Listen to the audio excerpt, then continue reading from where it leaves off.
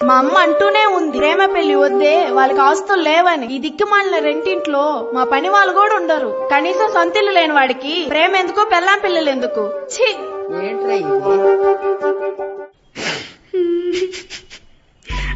రమ్య రమ్య ఏమైంది? ఎందుకు ఏడుస్తున్నావు? మార్నింగ్ మీరు ఆఫీస్ వెళ్ళాక మీ ఫ్రెండ్ మురళి. ఎవరు?